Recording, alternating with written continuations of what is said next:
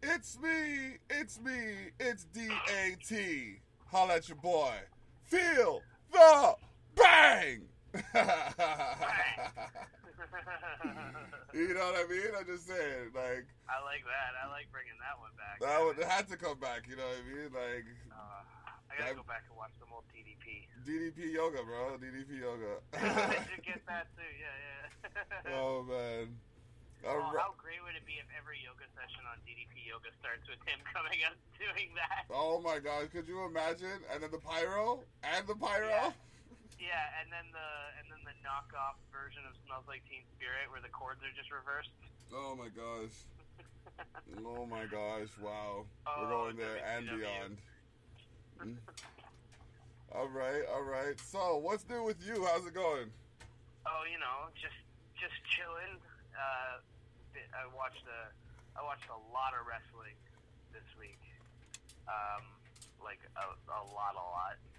Okay. And one thing I managed to forget to watch up until about an hour before we started was Raw, and I only realized it when I brought up the show thing and saw Kevin Owens powerbombing a referee through a table, and I was like, I don't remember that. So I had to quickly download and watch the episode. All right. But yeah, it has been a goddamn wrestling week because there is a AEW pay-per-view, there is a midweek out of country WWE pay-per-view, there was Raw and NXT and SmackDown. Madness. It all never week. stops. Ooh yeah, madness. Feel the madness. Oh yeah. Oh. Cream always rises to the top.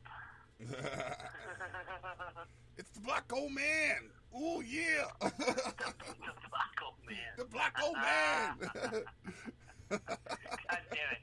Your name works for way too many fucking It things. does, doesn't it? You son of a bitch. Hey, don't talk about my mama like that. I gotta go out and change my name now. I gotta figure out a name that rhymes with more things. Oh man, that was like the Thili Graves moniker seems to work though. That one works. One works, but one syllable seems to be clutch for that. One syllable, I feel like I'd be able to fit more shit in. T Graves. Well, no, like I said, it works with that because that's a two-syllable name. But most of the time, when you're trying to, if you want to squeeze a name into something, as long as you've got one syllable only, you can put your name in anything. Like Black Old Man. Yeah. If it was if it was a multiple syllable word there, you can't do that. It's Thilio Man. Yeah, I see what you're saying. Thili Man doesn't work to the sound. So yeah, God damn it. Well, decade of this name out the window. You know what I mean? Well, hey, it's gotta rebrand out of nowhere. Oh man, rebrand out of nowhere. Oh, Lee. Well, since we got a lot of it to talk about, might as well dive right in. Let's do it. All right, the OC's Luke Gallows and Carl Anderson defeat the Viking Raiders. It seems like since they've lost their title, they've just been on a losing stint. I guess so. Oh, we're starting with, I think we should start with Raw. We'll start with Raw then. Because it goes Raw, and then NXT, and then Super Showdown, and then SmackDown. Okay. For the week. We could have said that before we went live, because you started talking about Super Showdown. Like, okay, we're starting there. Oh, no, I was just telling you, because we were just talking about why I thought it was, spoilers, I thought it was the worst pay-per-view in a long time. But me and you were just talking about, I was just trying to explain why I thought that from what I said. I wasn't saying, like, that's where we're starting. Oh, no, I'm used to the pay-per-views being on Sunday, to tell you honest truth, so, like, I kind of... Oh, yeah, exactly. You know, they totally are. But normally it's the first thing we have to talk about. That's the fun thing is, oh, man, I really hope Randy Orton doesn't have his way Beth Phoenix this week, but I know he's going to. Whoa, what? Beth Phoenix returns to Raw with a medical update on Edge. Oh, God, okay. Cool, afraid to... Oh! My bad. Jesus Christ. I was like, what the fuck? What do you know? Is this the block version of TMZ? No, yeah. Hey, bro, you're not the only one who can call these things. Oh. Edge, I hate to break it to you, but... Hey, you forget, that's how he started with Lita. I mean, hey, that's true. You know what I mean? So... That's true. So... It's a little... They were married with kids and 58 years old. Yeah. The comeuppance. Oh, man. The long game. It's the longest storyline in WWE history. Oh, my gosh. Could you imagine? It'd be hilarious. Just keep fighting! Kevin Owens. As we look at the Raw round, Kevin Owens defeated by Randy Orton.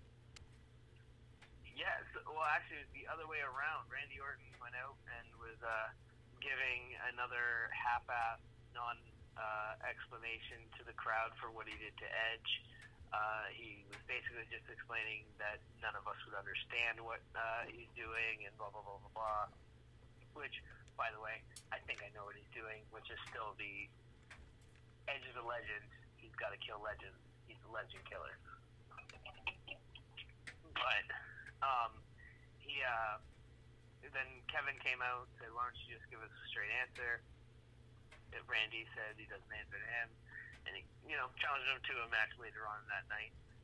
There is no real fireworks or anything there, but Randy and Kevin are both great promo, so it was a good opening to Raw for sure. Speaking of start.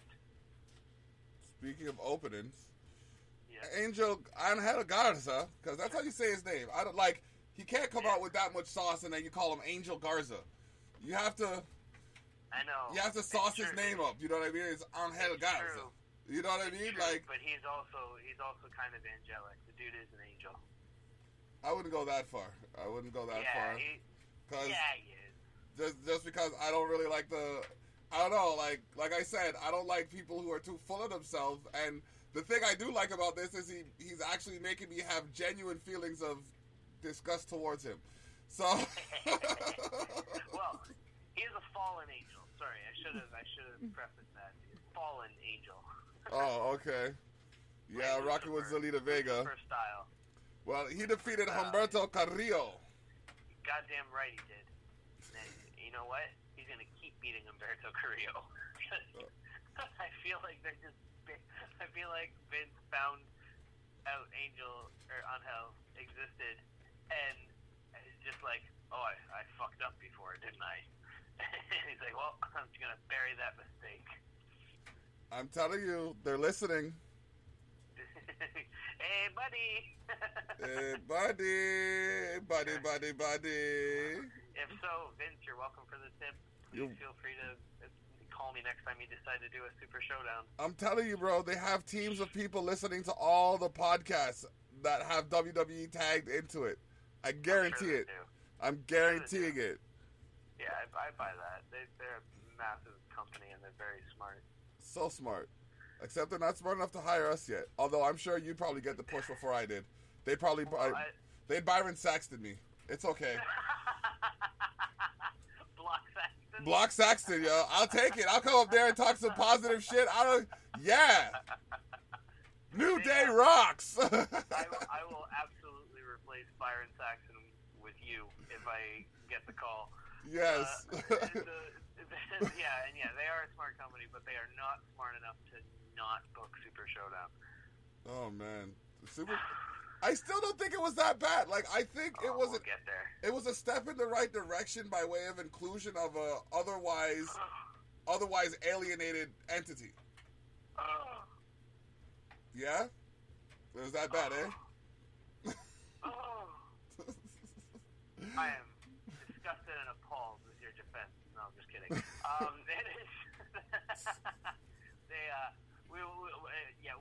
We will get there. I think they have had a massive backlash online to Super Showdown's booking, so we'll see where this leaves them. I think the only positive I see is I think maybe we're going to be getting closer to Triple H and Heyman taking over creative. Well, like, I think they have 2 more on contract, don't they, to do? Because they initially signed up for 5. like of the Super Showdown. Yeah. Yeah, and I mean I have no problem with them doing Super Showdown events. I just think that the booking and the results that they the booking that they wrote, the creative was bad, is what I felt like. Okay.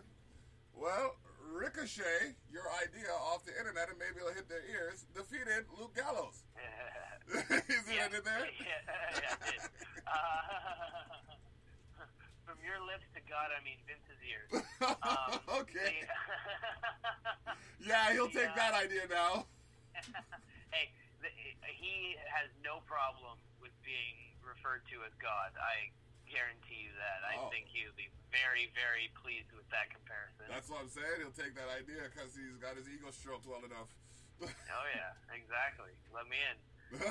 Let me in. Let him in. So, yeah, Ricochet defeated Luke Gallows. It was a really quick match. But, you know, this was all just to build up Ricochet so that he had a big win going in to face Brock on Thursday, so that he would look very strong before putting on what I'm sure will be a long and competitive match. Boy, if anybody's using your sarcasm meters, feel free to replace some courtesy of Thili Graves. P.O. Box, it ain't gonna happen. South side of your mama's crack. Yeah, exactly. Jesus mercy. Goaway.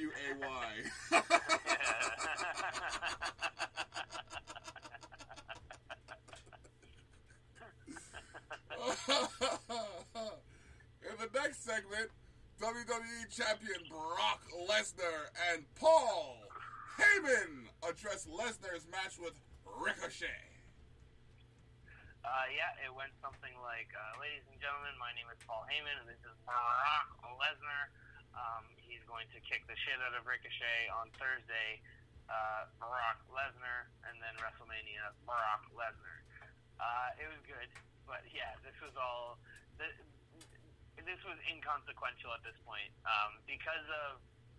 And this is what I'll say is like another problem with Super Showdown, at least in its placement. Yeah. With the way they book it, is the fact that like its placement in the year, it coming so close between the Royal Rumble and then right before Elimination Chamber, it kind of derails the opportunity for long storytelling to WrestleMania main event, because then you have to have that challenger in there, and you can get around that by doing good booking and stuff, but if you want to book different matches for things like that, it does cause some sort of problem there, which is why they had to address Ricochet instead of Drew McIntyre, who is the match that everyone's looking forward to for Lesnar most. The number one contender. Yes. Yep. Okay. All right. Well, Aleister Black defeats Eric Rowan. Yeah, that's 2 weeks in a row, I think, right? Yes, sir. Black has beat Rowan. Yeah, so I mean that seems like that feud's not going many places. It's just going to be Aleister Black beating Eric Rowan every week. Maybe Eric will get something in on Aleister next week, or attack him and melt his face with whatever's in the lobster cage. But yeah, I don't know what this is doing right now, other than seeming like a kind of just a filler match. I want them to put story there more. Some promos. It's like, why are you fighting? It's like they're just throwing them together. Fight. Why are you fighting? Yeah. Doesn't matter. Fight. Yeah, it's like this isn't Street Fighter. You know, it's not a Mortal Kombat game. There should be reasoning behind every fight. Oh shit! Becky's back in her yellow, her traditional Kill Bill yellow. Oh yeah. Raw Women's Champion Becky Lynch brawled with Shayna Baszler during the Women's Elimination Chamber match contract signing. That is a mouthful. Yeah, contract signing itself was cool. I gotta interrupt you for a second. Asuka's part in this was legendary. Yeah. It was comedic gold. I didn't have half a clue what she was saying for most of the time. All I could figure out was what she meant was, like, there's 5 of us here. Where's the 6th one? Like, she was going off, like, 1, 2, 3, 4, 5. That's 6. She just goes, she just went off, bro. I was dying. That is literally the first thing I was going to bring up was how genius she is. She is absolutely perfect, and she is a treasure. They better never, ever, ever let her go. If they ever let her go, problems. Yeah, if she leaves and goes back to being called Kana and is in AEW, yeah, ooh, that's gonna be a problem, son. Oh man, like that'll be a problem. And yeah, she's fantastic. The tension between Ruby Riott and Liv Morgan, yep, really good. I like that Sarah Logan is in this match as well. It means we can kind of get some. We can kind of maybe get something with the Riot Squad going in that match, like against each other, like a point where they're the 3 that are standing face to face. Maybe even having Ruby and like my booking for Elimination Chamber for the beginning of it would be to have Ruby and Liv start the match. So those are the 2 that are out of the pods and fighting. And then the first pod opened is Sarah Logan. And she's kind of got to either pick a side or attack them both at the same time. But, that would be dope still, because I'm just thinking about it, it's like, what would they do? Exactly. And they could stretch it out for a good... They could stretch it out for a good 2 minutes. Yeah, because if those 2 are fighting, and then she comes out, and she's standing in one spot, and those 2 stop because they see that she's out, and you just have this 3-way stare down of who's gonna do this? What happens? Who pulls her loyalty, and what does that mean for Sarah going forward too? And then you can make a storyline out of all of this. That's the way to do it. So that you get storylines even without any of those 3 winning. Because let's be honest, Shayna Baszler is winning the Elimination Chamber match. That is happening. Is it? Doesn't Becky already have a challenger for WrestleMania? No, this is to determine who it is, and it's going to be Shayna. Oh, right, because Charlotte picked Rhea. Yeah, exactly. But then, and then there's Bayley versus... Naomi is the one that's being talked about right now. Because it is in Florida. Yeah. Exactly. They'd be stupid not to have it be Naomi, not to put the belt on Naomi. But Bayley's a Florida native too, isn't she? San Jose. She is San Jose. Yeah, I don't know. I don't know where Tampa his loyalties would lie. Right. We just found a little niche. Ladies and gentlemen, for those of you listening, we're doing some WWE math. See, WWE math involves taking the equations where these particular superstars are involved and trying to figure out the most likely outcome based on who they've encountered. WWE math was crafted here, courtesy of Thili and Dablock. So if you hear the term WWE math anywhere else, know that it came from here. Hashtag WWE math. What do you mean that's not true? We did not make up WWE math. Well, I believe it, so everybody else should. Oh,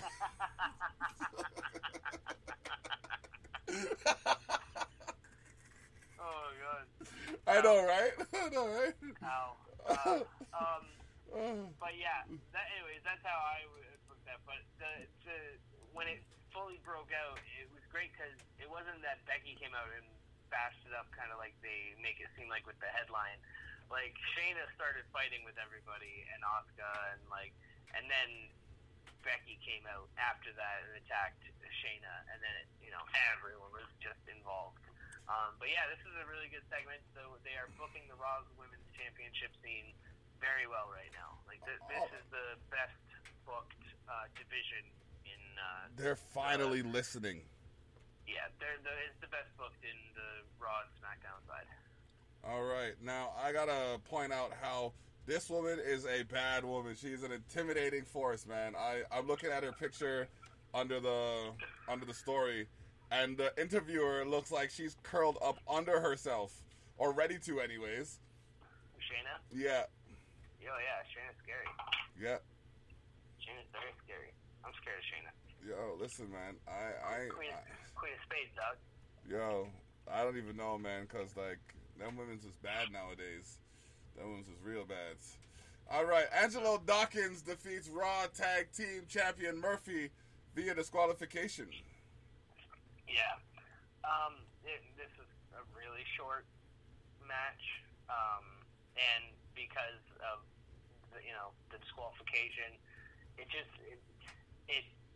led into Seth versus Montez, which was next. I would just talk about both of those as one thing, really. I think because, like I said, it was just kind of a brawl at the end of it. Seth beat Montez, got him with the blackout or the curb stomp. I don't know why I went to blackout there. I haven't thought of that name in a while. Blackout. Yeah, that's what they called it for a while when you couldn't call it the curb stomp. Well, why couldn't they call it the curb stomp? Because at first they thought that just the name was too violent, the curb stomp. I understand that. I mean, plus when you got American History X too. Yeah, well, exactly. Yeah. And now it's just called the stomp. But he hit him with that. This was all just set up for Thursday, and like I said, this was not for WWE Map. Actually, is what it should be really. This was the people who went over kept going over. As Randy Orton defeats Kevin Owens. Yes. Now, this was the fastest fast count I've seen, since the days of Nick Patrick, who you brought up. Nick Patrick, what a villain. What a douche. What a squish. Yeah. So, the referee, after Kevin got hit with an RKO, the referee did a 3 count that was quite literally, like, immediate. And even Randy looked at the ref like, what the fuck? Like, okay, I would have. Rollins tried to get him to do the one-man concerto on Owens, but Owens got up. Randy apologized, dropped his chair, and went away, which was, I thought, very strange. And then Kevin chased down the ref, grabbed him, ripped open his shirt, revealing, what do you know, a Monday Night Messiah t-shirt. Yeah, very WCW of the booking. I liked it a lot. And then, Kevin hit him with a stunner, power bombed him through a table, and the crowd went crazy, and then he sat down on a chair and tried to egg Rollins back into the ring. So I like that these two are still feuding. It does, once again, kind of annoy me that Seth has the tag team titles and is in a singles feud rather than a tag team title feud. Maybe it'll make sense sooner than later. Maybe. Probably not. I just feel like AOP could be doing a lot with those titles. I think it's gonna have something to do with them betraying him. Oh, I think that is what's gonna happen eventually. But I just wish that, because I want that Monday Night Messiah gimmick sort of thing to be able to expand for a while. And I don't know. I feel like the feud with Kevin deserves to be separated from being blocked by title or tag title stuff, and vice versa. Well, at the end of the day, all we can do is tell them what we think. Yep, and hope they listen. Yeah. Are you listening yet? All right. Where it comes to NXT happening this past Wednesday, February 26th, we have Cameron Grimes defeat Dominic Dijakovic. Yeah, Dominic Dijakovic got attacked by Damian Priest, and Cameron Grimes, the cowboy with that crazy double stomp to the chest from standing position, like on a standing opponent, is insane. So, well, sorry, I a little bit baked and messed up that sentence. He won via that exact same stomp, but it was with help from Damian Priest. Damian Priest is trying to go after Keith Lee's North American title, which obviously so is Dominic Dijakovic still. So I'm hopeful for a really good triple threat match from them at TakeOver Tampa. TakeOver Tampa triple threat match. We calling it like we see it. From the north of the border to the WWE, Imperium interrupted Finn Balor. Or is it Baylor? It's Balor. It's Balor. Okay, then they need to stop saying Baylor. Because they're fucking up his name. Well, what's his name? Eichner called... No, sorry. Bartel Martel called him Finn Balor on this episode of NXT, which was kind of strange. He called him Prince Balor. But this was awesome. They're setting up a really good match. So it looks like Prince is going to be going after the NXT UK Championship. The Ring General. Yeah, the Ring General. Ring General. Volta. So yeah, that match will be fucking amazing. Like Finn versus Volta will be a ridiculous match. I concur. Oh man. He's in my life. Okay. A couple of people are hitting up my inbox right now. I'm trying to figure out what exactly they're hitting it up about because I had all day to be hit up in my inbox. So they're going to have to wait until I'm done my podcast. We got wrestling to talk about. We's talking about wrestling. God damn it, people. Xia Li defeated Mia Yim and Raquel Gonzalez attacked them both. Yeah, spicy girl. With no mention of Dakota Kai. I know. Well, because Dakota Kai just kind of sticks Raquel on them both. Yep. Because I guess that's the new thing is that Dakota just has this muscle. So it's cool. I like it. They finally have separated her heel turn from Bayley's heel turn, which is nice. Yeah, because Bayley doesn't have a heavy. Where's Sasha? So we'll talk about that later on in this show. All right, cool. But yeah, she's back. She was recording an album. Oh. Which I'm so excited for. It's probably going to be great. Ladies and gentlemen, those of you who do not detect sarcasm well, that was sarcastic. No. Why would you say that? Bordering on facetious. I bet she spits hot fire. Like Dylon, but better like a female Dylon? Yeah, she's Sasha. Top 5 hottest female MCs of all time. Yes, exactly. boss time.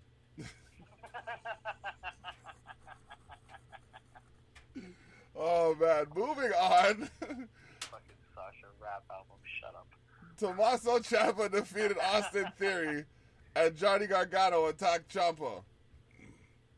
Yeah. So once again, Austin Theory, as you can see in the thumbnail there, Austin Theory just getting boot fucked in the face by Tommaso again. It wasn't as much of a just immediate ass whooping as it was last time when Austin interrupted Tommaso's promo so rudely. That was interrupting their match. But then, after he beat Austin, Gargano came out in a suit jacket, beat the fuck out of him again, mimicked him by having him laid out on the ring apron and doing the clapping thing that Tommaso did when he turned heel. But yeah, it's strange. I think they want this to be another big chapter in the Johnny Gargano Tommaso Ciampa storyline that's been going on for so many years, right? Which is one of my favorite storylines ever. But that last ending that they had after Tommaso had turned heel and then coming back out while he was injured and Johnny won the title when he came out on the crutches and hugged him and congratulated him, and they seemed to have squashed it. I thought that was such an amazing way to kind of end that story, with them going their separate ways as competitors, but still, coming back to their mutual respect. So I don't know if this is going to work or not, but hopefully they pull off magic again, because if anybody can do it, these two beautiful, beautiful motherfuckers with their goddamn ring technicianship should be able to do that, because they are just some of the best storytellers in the last decade. All right. We also have Killian Dane defeating Bronson Reed. Yeah, Bronson Reed. I love this guy. These were two big behemoths going at it, bro. Oh yeah, absolutely. Bronson calls himself the Stick Boy, and he is not wrong. He is a sick motherfucker. Resident that Stick guy, Boy. Yeah, exactly. He is I don't know, 6 feet wide. 6 feet wide. Ish. Yeah, 6 feet wide ish. It's fucking mental. He's big, and so is Killian Dane. It was cool to see Killian win. He's not really been on doing too much lately. I think he was out for a while with injury. But yeah, they put on a great big man match. Bronson Reed does some crazy shit that he shouldn't be able to do for how big he is. And so does Killian Dane. So yeah, these two could put on a trilogy worthy of Dijakovic and Keith Lee style level matches. Yeah, man. Like I said, the agility of these two, I felt fat. You know what I mean? Looking at these, two big men in action, I felt large. You know what I mean? They're moving at some quick speeds. The endurance and conditioning of these guys is crazy. Oh yeah, I was very much as I was watching it, what in the actual fuck, man? I couldn't do any of this shit. You know what I mean? Flip. You guys shouldn't be able to barely walk. Senton? What the fuck? Yeah, flying senton over the top rope. Over the top rope, bro. Do you realize how heavy you are? Does gravity realize how heavy he is? God almighty, gravity bends. Gravity bends when he jumps, of course. Yeah. I know this nickname used to be Neville's, but fucking, he is the man gravity forgot. Yo, for real? All right. Straight up. Well, in a battle of the brands, we have the Grizzled Young Veterans defeat the Forgotten Sons. Yeah, so the Grizzled Young Veterans are a real good team from NXT UK. Both Gibson and Drake, they're awesome. They're just fucking really, really good bad guys.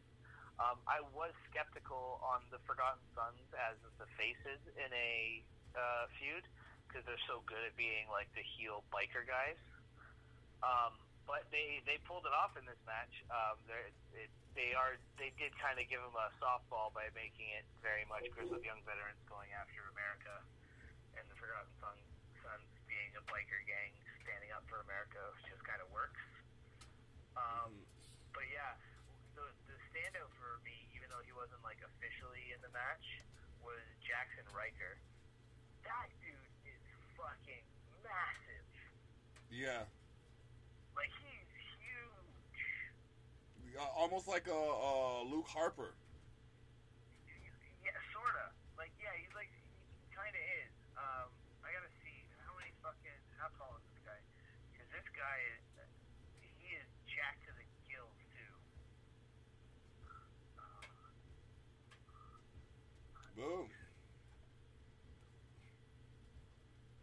like to point out that my album is hitting near 1,000 views. Nice. Yes, sir. With Body Language being the top track. Awesome. That's dope. Yeah, man. 6'1", so he is 6'1", which isn't huge. Like, it's not as tall as he seems, but I'm taller than him. He's just so, like, jacked. Jeez. Like, it was crazy. I was shocked when I saw him standing up on the dudes at the end of the match when he got involved. It was just like, holy shit, man. Oh, man. And then the match that most wanted to see that night, Charlotte Flair defeats Bianca Belair and was confronted by Rhea Ripley. There's no rhyme there. No, Rhea Ripley fucked up that rhyme. That whole rhyme scheme, you fucked it up, Rhea. Yeah. It's like, you lucky you who you are, or else. Rhea went heel on that rhyme scheme. Yeah, man, straight up, straight heel. Yeah, this is a great match. We all knew this was going to be a great match. Charlotte is fucking amazing. Bianca is fucking amazing. She's the EST of NXT, the greatest, the fastest, the strongest, the best. Goddamn right. Goddamn right. Oh, man. Couldn't have said it better myself. Too tough to remember. Yeah. But, yeah, it was fantastic. They killed it. A great, fantastic main event. And it really sets up that Charlotte is going to be able to do what she wants in this match with Rhea. Like, it's not going to have to be as, I don't know what to say. It's not going to have to be as Raw or SmackDown style, where it's, more main audience, mainstream style wrestling. And she's going to be able to be the badass, like, Queen Flair that she was in NXT. Saying moonsault to the outside. Excites me. Moonsault to the outside or some things like that. Yeah, I kind of hope, like, I love Rhea Ripley, and I'd love for Rhea to get to win at WrestleMania, but I also like the idea of Charlotte going back to NXT. I want to see what happens. Oh, by the way, I got to take this time to shout out Vince and his staff for having a Super Showdown on my mom's birthday. You know what I mean? So far, I've gone to. That was nice of them. It was. I've gone to an NXT on my daughter's birthday. Had my title signed on my anniversary. Watched this one on my mother's birthday. So I'm just waiting for them to do something on my birthday. It's all good. You can wait till it's a Sunday. It is the third. It would be the third Sunday in July. So I'm just saying. Give it a couple years. Hook a brother up. You know what I mean? Yeah. Y'all want to do SummerSlam on my birthday in August? That'd be cool too. Oh, they can do that. That's possible. That'd be wicked. Yeah. So that. I guess that does it for NXT. It was a really good week for NXT. I felt. Yeah. As usual, best 2 hours of wrestling. Very interesting for sure. All right. The Super Showdown happening on February 27th. We have the OC's Luke Gallows and Carl Anderson defeating the Viking Raiders. Yeah, as you were saying before we got on there, the Viking Raiders seem to kind of just be on that losing streak, like kind of since they lost the titles, now they're allowed to lose, sort of thing. Mm-hmm. Which I don't really like that, but at the same time, I always love the Good Brothers getting a win. And so far, the Good Brothers are undefeated in Saudi Arabia. Okay. That's an important fact to point out. They won that tag team tournament there last year, that big trophy. Yeah, the greatest tag team. Yeah, the greatest tag team gauntlet match. Yeah. Yeah, and then this happened. The Undertaker returned, won the Toake Mountain Trophy Gauntlet match. Yeah. So this match was basically my turning point for the night. I was real hyped with the with R-Truth fluking his way through victory after victory in this gauntlet match. And then AJ came out and beat him, and I was like, okay, that's fine. I like it. AJ winning this trophy will be great, because especially this as a heel, him winning over R-Truth is beautiful. And then he was supposed to be facing Rey Mysterio, and I was like, oh, that's even better if he beats Rey Mysterio for it. And if Rey wins it, that's nice for Rey. Then they showed Rey beat down in the back. And I was like, oh, okay, well, that's interesting. And then they cut back and they start counting to 10. And they cut back and all of a sudden Gallows and Anderson are knocked down. It's like, oh, well, who's this? And then you see the boots and the trench coat. Oh, yeah, shit. I marked Undertaker. out. I marked out. I marked out too. Who didn't mark out? The world marked out. And then after that, he comes out, did a 5-minute entrance. Walk. Yeah. That was a little excessive, a little long for me. It's the Undertaker. It's never excessive. We haven't seen him in months. I know, but it was still long. It was long. It was. Bro, did you see the ramp though? Come on. I know. That's the problem. So he, eventually he got there. And then when he got to the ring, AJ had celebrated a birthday by then, and then he got a single choke slam, which was half botched, and a dead man pin, and 1, 2, 3. What? I said to myself, crying. Yo, man. That's insane. I don't know how they booked it, but I guess they realized they had to find a way to honor Taker's legacy. They had to find a way to honor Taker's legend and legacy. Yeah, but give him a tombstone. Ah, okay. You know what I mean? One chokeslam. He's. I don't know who Undertaker has ever beat with one chokeslam, other than maybe some jobber on an episode of Raw in '98. But he it always takes one. This is AJ Styles, and although it was the end of a gauntlet match, AJ had only been there for one competitor, and that one competitor was an R-Truth who had the shit kicked out of him 4 times in a row already, and was lying on the ground when AJ got there. So it's a very, very weird way to start a feud, where Undertaker has picked AJ because AJ is the new Shawn Michaels, and that's Undertaker's words. That's why Undertaker wants to face him at WrestleMania. Okay. So, for something that is going to be that big, and what I expect will be potentially the true retirement match for Taker, I think that's not a great start. Not a great start. Well, I hear where you're coming from, but again, they haven't they have a way of starting things disappointing, listening to the people, and then pulling it out. So you never know. Yeah, we'll see where they go with this. Hopefully, there's something coming up on Raw tonight, or sometime soon. Yeah. I think he's supposed to be on Raw tonight. Taker?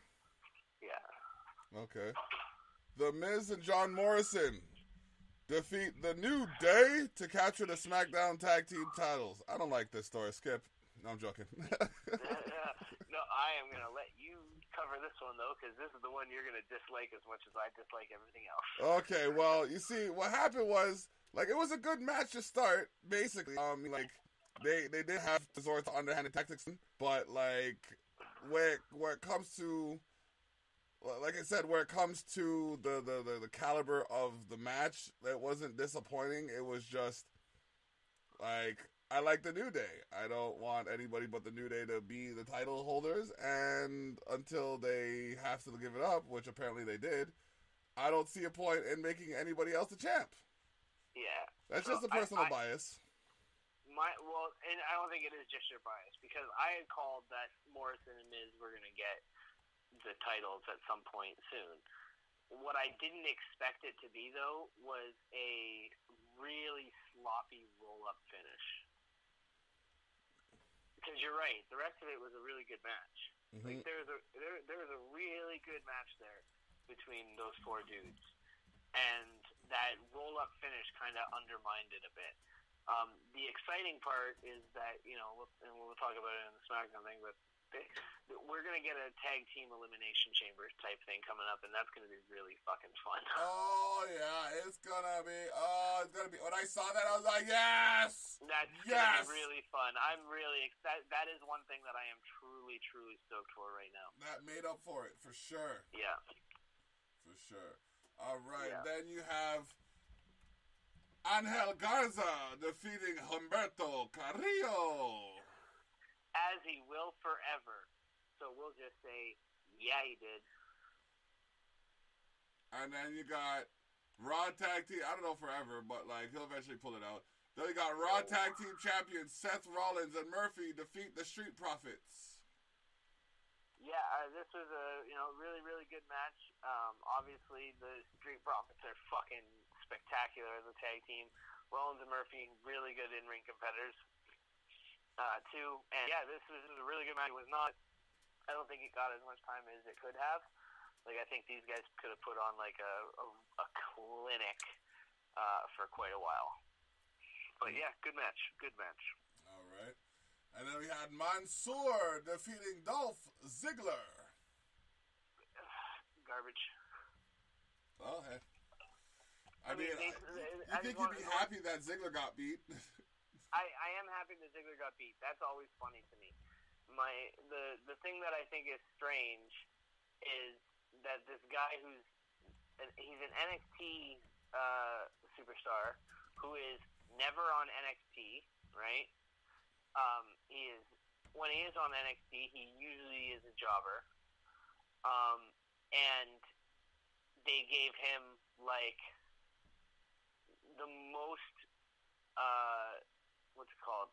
the most pyro and all that stuff, and acted as if he was the biggest star in the world for the one night. And it's kind of just it seems weird, the trotting out a token Saudi Arabia guy just to get people to pop for something. Unfortunately, some of these people don't realize that, though. Yeah, it was, it's like, it's just weird. My watch is telling me to go F myself, and I'm telling it no. You watch. WWE Champion Brock Lesnar. No, sorry. WWE Champion Brock Lesnar. That's right. Defeats Ricochet. For 1 minute and 30 seconds, he sure did. Yeah, okay. That's about all we need to say about that. I mean, the only cool part of the match was the way it started with Ricochet running across the ring, going for the drop kick, and being literally swatted away as if he was a fucking bug. It was terrible. And then he just got, suplex city'd for a minute and 26 seconds, and then pinned for 3, and it was over. Yeah, he got the F5 too. Yeah, well, yeah, there was that too. Yeah.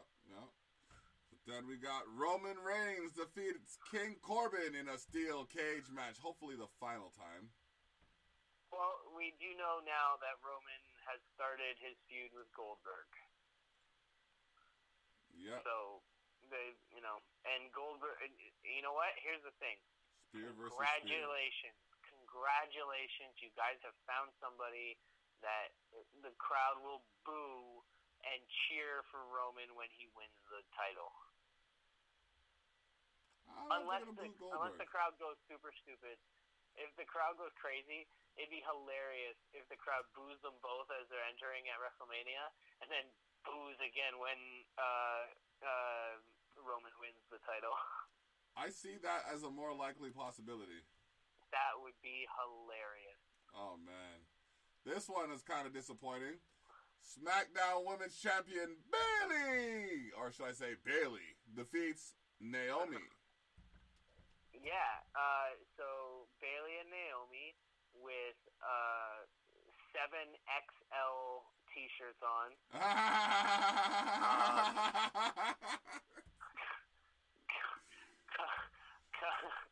Covered from chin to fingernail to toe. Bro, did you see the fact that their wrists were even covered? Yes, sir. Wow, how sexually objectified are women over there? I'm surprised they weren't wearing burqas. Bro.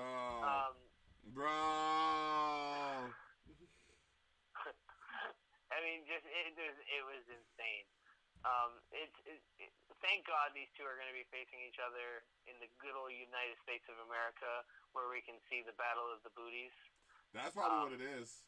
That's probably what it is. Like, it's madness. They're just, God damn it, they're so crazy to cover all that nonsense up. I still Naomi has it by a margin, a mile. But if we're breaking it down by culture, then like Naomi's leading hers and Bailey is leading hers. Yeah. You know what I mean? Like that's the what. Yeah. When we're talking I still like. Why do we always get to this point of comparison during every show? Because their asses are amazing. Yes, I concur. Oh man. All right. But you know what's even better than their asses? Their athleticism. That's a close second. Nah, I think like I'm going for the not coming across like a chauvinist pig role. Hey, I'm not saying that doesn't say anything about their athletic ability. Their athletic ability is top notch. I'm just saying that their booties are god level. I can't deny that. I cannot deny that. That's a definite. Oh my goodness. All right, so we'll see what they have in store for their next encounter.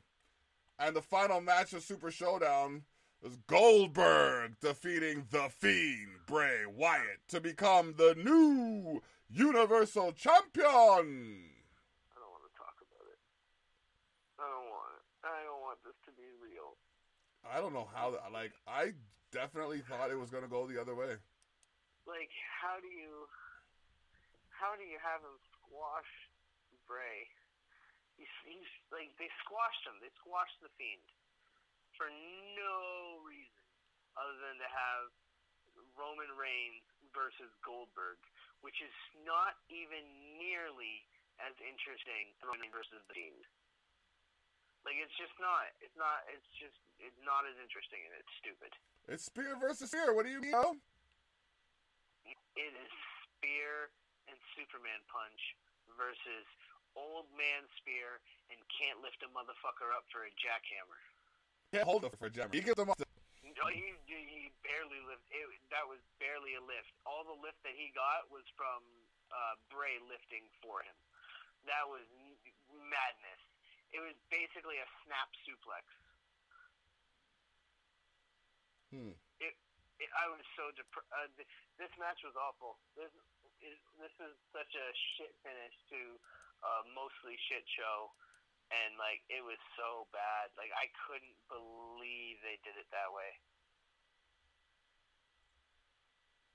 Wow. I got text messages from people who are not even wrestling fans saying, "What the fuck?" Literally said, "What the fuck, Goldberg?" Because they haven't watched wrestling since like the 90s, and they're like, huh? Well, speaking so of even the people who know him don't care.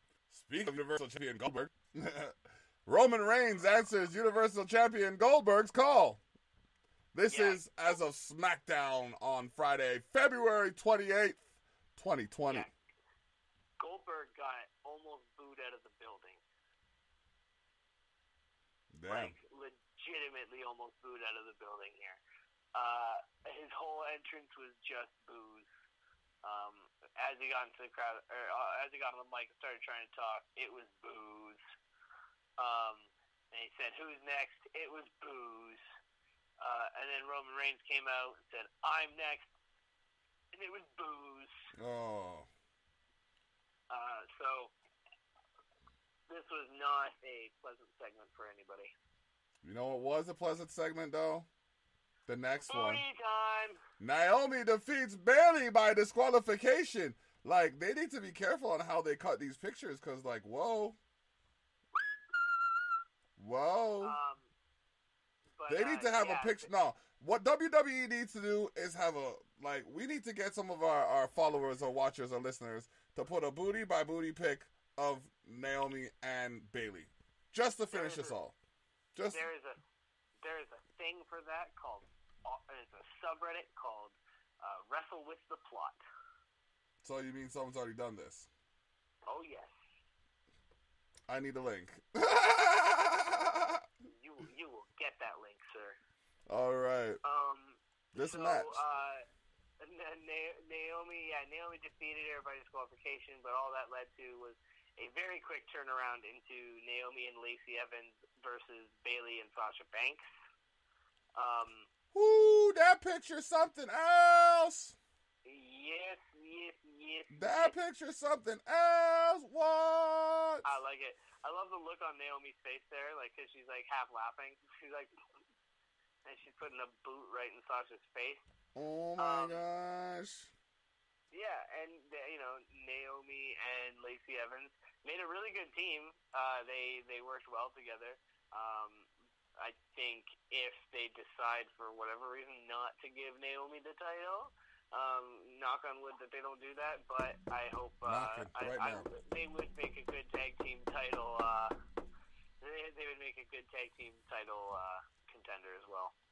All right, I agree with that. Robert Roode in the next segment defeated Kofi Kingston. I'm not a fan of this. No, this was not great.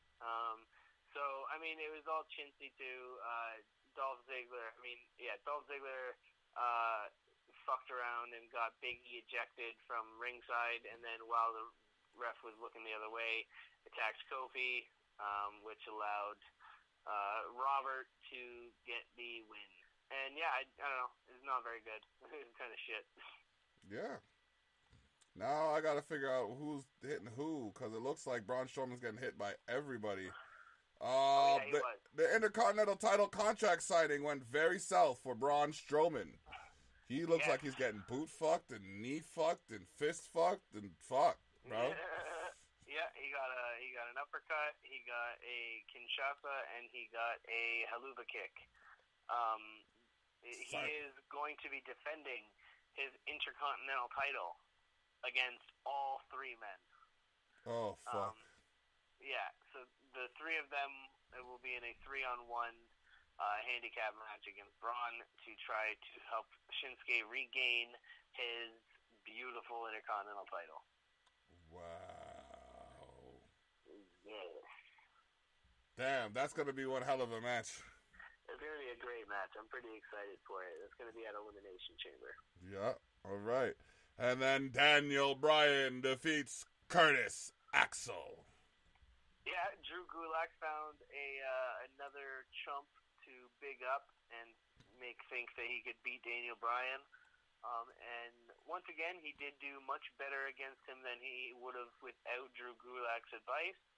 But once again, he was felled by Mr. Daniel Bryan. So yeah, I mean, I'm excited for this because I think we're going to be getting a Drew Gulak versus Daniel Bryan match or long-term feud, hopefully.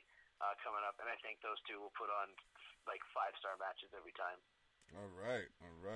Speaking of 5-star matches, or at least on one side, the Usos defeat The Miz and John Morrison.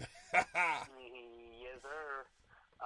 Miz and Morrison suffered their first defeat since winning the titles. Now, this was not a title match, but this did put them in the Elimination Chamber match.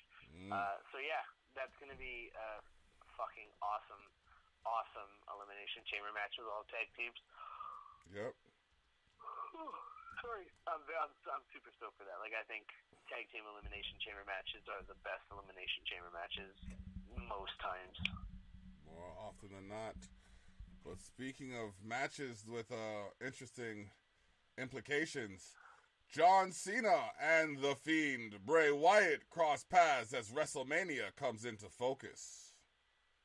Yeah, so they can save The Fiend. Like, they can save The Fiend's character. But he has to, like, beat the dog shit out of John Cena at WrestleMania. Put him on the shelf. Like, yeah, exactly. Yeah. Okay. And I think if they give him that big win, and specifically if that sends John away either for retirement or just for a long time, that is a good look for The Fiend.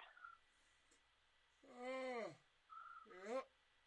And that is your WWE NXT rundown for the week of February 22nd?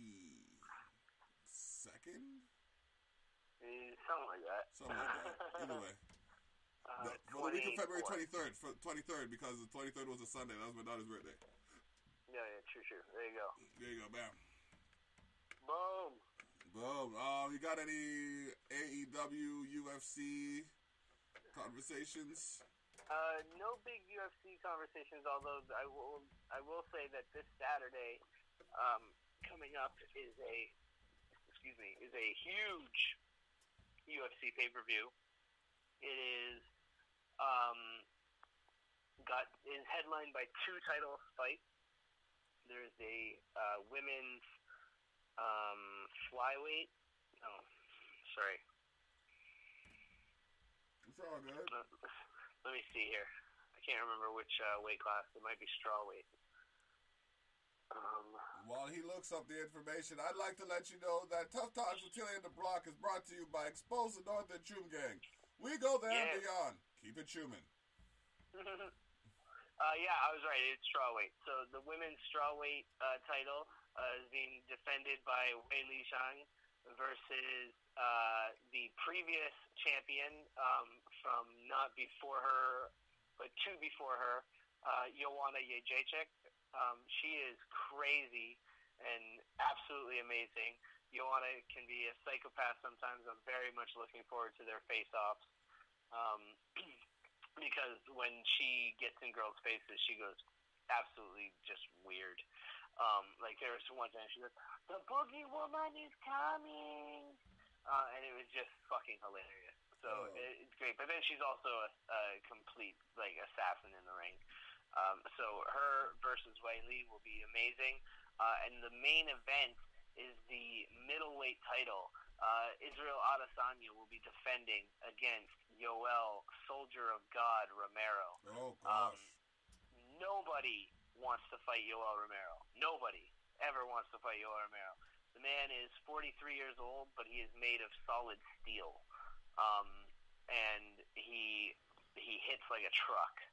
And he will knock you out in the third round, just like it's nothing. Izzy is one of the greatest I've ever seen as far as kickboxers go. He's 18-0 in mixed martial arts. So his hope, what he says is that he doesn't feel his legacy will be complete without beating Yoel Romero. Because nobody ever calls out Yoel, so he called out Yoel. And yeah, that's going to be an amazing fight. Very much looking forward to it. I love both of these guys, so I won't be disappointed if Yoel wins. I think it's extremely ballsy of Izzy to be putting that belt against Yoel, though, because yeah, Yoel is a scary, scary Cuban man. Yeah, man, I seen him fight. He doesn't fight. He just fustigates people.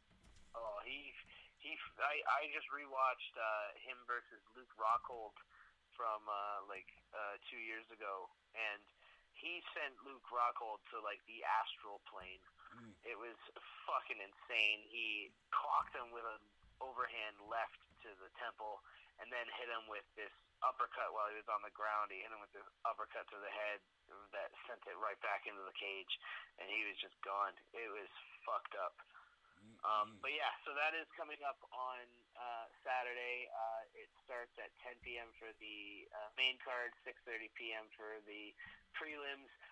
Let me say, I won't go over all of it right now. We'll go over it when we talk about it. But the prelims for this card, all the way down to the early prelims, are worth checking out because it is a absolutely stacked pay-per-view. All right. And then, yeah, the only other thing I'll say is for AEW, I did watch AEW Revolution. It's a really, really good pay-per-view. A lot of the stuff that I wasn't a fan of when they started seems to be getting a lot better. Their camera work is crisper.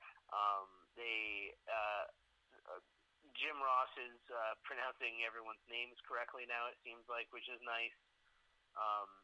And yeah, it's really, really good stuff. Specific standouts were Darby Allin versus Sammy Guevara was incredible. Kenny Omega and Adam Page defended their titles, their tag titles against the Young Bucks successfully. That was a really good match, really teasing good storylines between those guys moving forward on somebody turning on somebody. There was also, let me see here. Pac, a.k.a. Neville, went up against Orange Cassidy.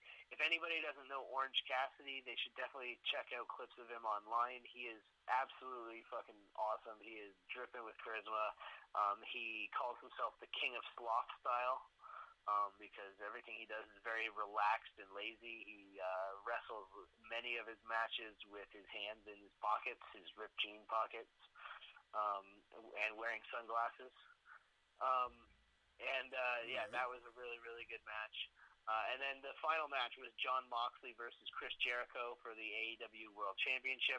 Jon Moxley won, cut a very passionate promo about bringing professional wrestling back to the people and how much he loves the work that he's doing in AEW. So yeah, really, really good stuff. All right, that's dope. That's dopeness. Okay. Yeah. Well, yeah. No, I ain't got really much more to say other than check out our podcast every Monday so far, as it looks. As it looks. Well, hopefully we'll be able to do it on a Sunday coming up soon.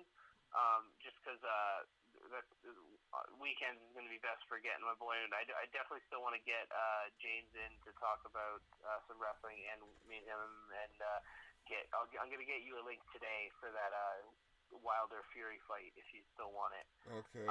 So we can talk about that maybe next week on the podcast. All right.